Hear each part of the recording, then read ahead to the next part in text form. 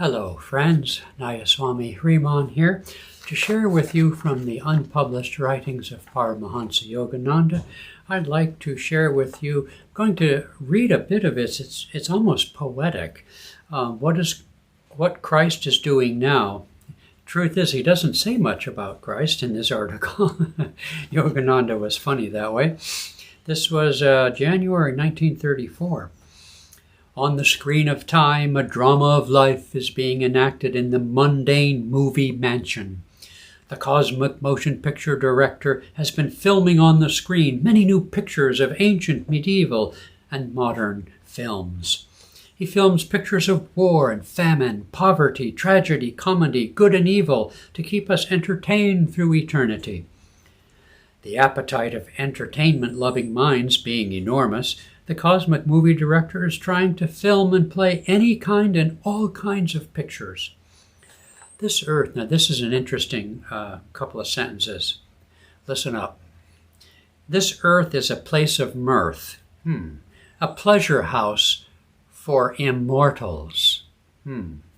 Because we forget this and become identified with the earthly play, we suffer. We must remember that our real home is in the mansion of changeless, ever-new, blissful, omnipresent immortality.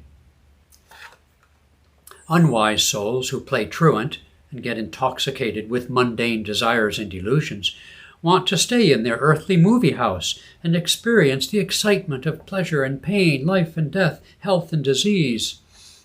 Lest immortals get tired of their endless immortal existence. This is interesting. I'll start that again. Lest immortals get tired of their endless immortal existence, they were sent on earth to watch the short, ever-changing dramas of life and death. On the other hand, while the immortals were being saved from boredom, they fell into the trap of duality. Through complete identification with the characters in this early movie house, the immortal images of godly souls develop the disease and the delusion of change. Isn't that interesting?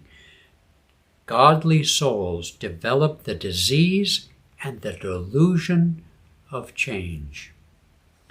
As one wealthy prince thought himself poor and miserable when he was drunk in the slums, so immortals feel sick or well, alive or dead, happy or miserable, when drunk on the delusive change in the mortal show of this earth. I would prefer to be bored with my immortality rather than undergo the dream nightmare of earthly dream death from a malignant disease. I sure hope Yogananda isn't suggesting that we're going to be bored in immortality. Let's see. Then he goes on and talks in this sort of poetic way. Some rich men dying with nervous breakdown dreams say, if I could only live on this earth with a healthy body, I would be glad to live without a penny. So then they reincarnate healthy, but broke. Then they struggle for money, and when they die of starvation, they say, if I only had health and money. And then we go on in this way, if only this, if only that. But it never works out that way. It never works out perfectly. In this way, immortal souls punish themselves because they never can find the perfect, ever-new happiness of their immortal home on this earth.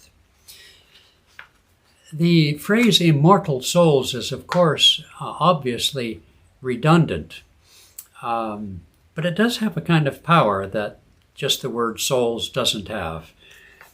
Okay, some people die thinking of perfect love. Others die dreaming of perfect happiness through the attainment of wealth and fame, but they are all deceived. For to own this whole earth and to be adored by everyone is little compared to what would be lost by being a prodigal mortal. Okay. Well, we all know we can't take it with us, so I'll skip on ahead here. No matter who you are or what your condition is, never think that your trouble is the worst in the world. If you are playing a part of disease or poverty, there are always others playing a worse part. I have often found this helpful, whether for myself or talking to other people. There's always somebody worse off, which the other side of that means there is always something we can be grateful for. Gratitude, as they like to say, is the attitude, and it truly, truly is. So while playing your part, whether agreeable or otherwise, don't wish to play somebody else's part, for then you will have to spend eons of time playing the imperfect human parts, changing one to another, according to the change of your desires. Get away from this trap. The only way to fool earthly disappointments of prosperity, fame, and happiness is not to feel sorry when they're denied to you. Of course, you will say our desires are conditioned by our needs. We want food because hunger was given to us. Yogananda goes on to say, I admit that, but remember, I'm talking about a greater freedom in mind and soul. When you attain that, not even starving to death or tattered robes can produce an iota of unhappiness. Having nothing, you can have all. Well, I admit it's hard for me to imagine dying of starvation utterly happy, but I'm willing to consider it. Okay. When Jesus said, foxes have holes and birds of the air have nests, but the Son of Man hath not where to lay his head, he was not complaining about his poverty. That is what it sounds like, isn't it? Instead, he was signifying that as the owner of the cosmos, he could not remain caged in such a small place as earthly creatures have. He had no bank account. He didn't exhort people to demonstrate prosperity first, as like a lot of modern Christian churches do. He goes on in a different vein. I'm going to paraphrase, but he says to be beloved by people will not necessarily make you be beloved by God. Trying to please everybody, to be popular, there are certain good things about that, but unless it's done in a spirit of God, seeing God in everybody, not wanting approval or popularity, it just won't ever work, because you can't make everyone happy all the time. I suppose if you were a rock, maybe you could, or meaning you don't take on any responsibilities or anything. Okay. Remember that you are only a movie actor. You may be called upon to play any part, tragedy or comedy, and you must play well. And as you watch your tragic picture, say, that was a fine, sad picture, and I played it well. Likewise, if you say, Lord, I played the parts of birth and death well, I played the sad and joyous parts well, and I saw my plays with great satisfaction and joy, I was highly entertained, Lord, with your marvelous earthly movies, but I didn't create any new desires to play new parts. And then he will say, all right, you need not stay in the movie colony of the earth any longer. Come on back to home. Come on back to eternity of ever new joy. This is so much fun.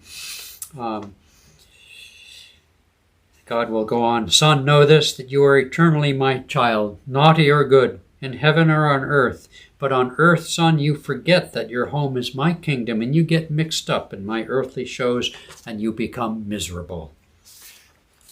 Okay, wash your hands of all desires now. Perform your duties with increasing ambition to please God alone, to make others happy. And when the door of death is opened, laugh and dance and shout. Now, through its opening, I shall dash home to my home of immortal bliss. Disappoint all your earthly adversaries so they will not bring you back to earth here any more unshackled. Okay, remember, you'll tire of things quickly when you have them. Okay. Then finally, at the very end of the article, he even mentions Christ. He says, Christ is blowing with the wind, laughing in the brooks, twinkling in the stars, blushing in the sunset, and gently smiling in the blossoms with his fragrant presence. Christ is dancing on the sea of human emotions and thoughts. Christ is the joy in all hearts and all things. Those who have their eyes of wisdom closed perceive the dark qualities of suffering, etc. With open eyes, Christ sees naught but light, laughter, and beauty, which he prayed might come to all when they opened their eyes of devotion. Isn't that wonderful? Okay, I hope you enjoyed that as much as I did. Stay tuned.